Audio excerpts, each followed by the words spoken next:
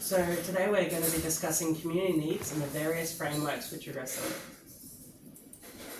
So recapping, I know you didn't actually attend last individual training session, so this is what we talked about in the last individual week. Community programs must navigate strict legislation regarding child protection, working with children tax, public permits and anti-discrimination laws to remain legal and effective.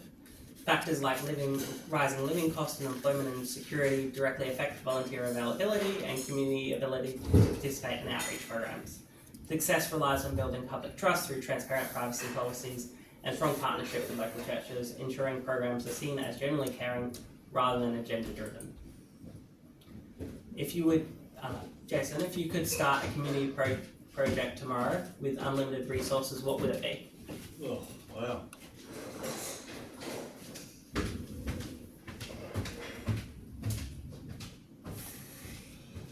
It's a really, actually the church I go to is a really good initiative,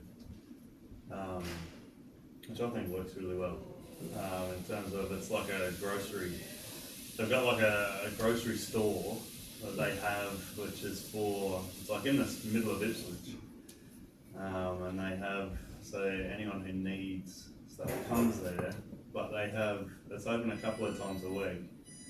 They've got various groceries and it changes depending on what they can get. That's quite a lot of stuff.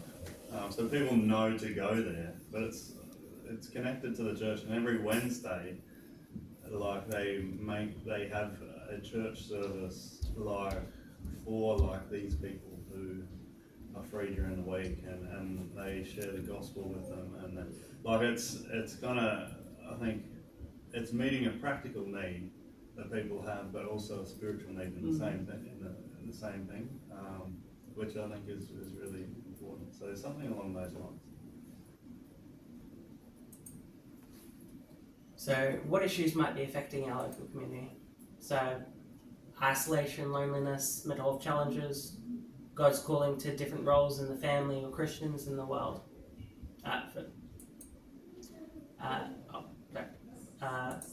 What do you? Sorry. What do you think might be potential issues? Apart from the ones I mentioned. Yeah, well, I mean, we've got a lot of people who are trying to.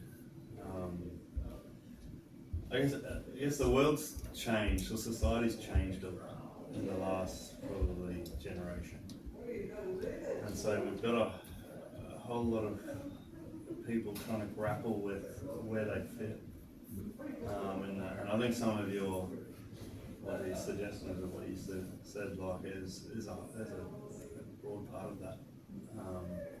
So yeah, those isolation kind of things, needing a community.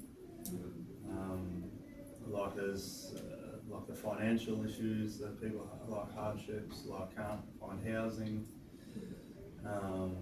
like just paying for bills, and everything's expensive, and that brings with it a whole lot of stress, like needing more work, but then families are suffering because of that. Like there's a lot of issues in our society at the minute.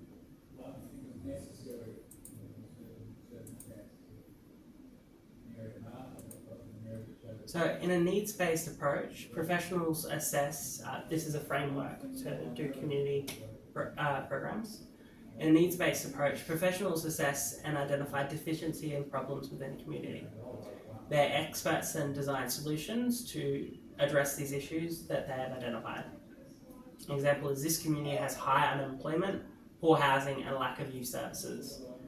We need to provide job training programs, housing assistance and build youth centres. What do you think would be a strength and weakness of that? You just get that.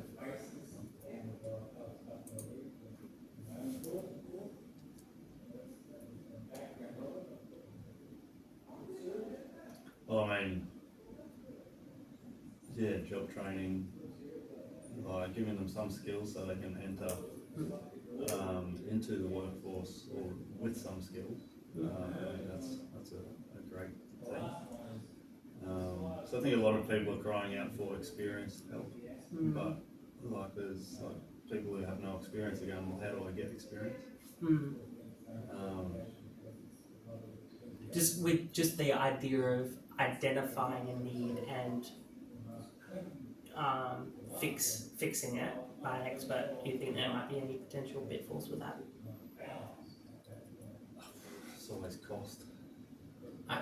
definitely. And then where do you start? I thought you had something to say. I do. I was just wondering if I was allowed to jump in or not. Yeah, you are. I think the challenge with a needs-based approach is, first of all, who determines the need? Like, high unemployment might be the need, but job training programs, if there's no jobs, then being trained to do one still doesn't help you. Yes, true, yeah. So, like, I'd be looking at, if it's unemployment, then you need to bring business, you need to bring companies, you need to bring economic activity into the community. So, needs for individuals is only one part of it.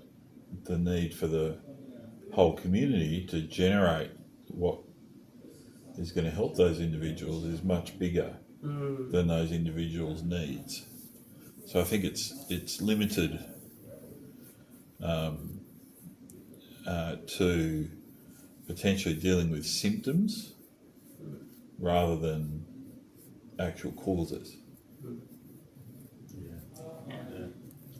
Yeah, there will be something later that might. Okay, this is just my, Yeah. it's just what I think.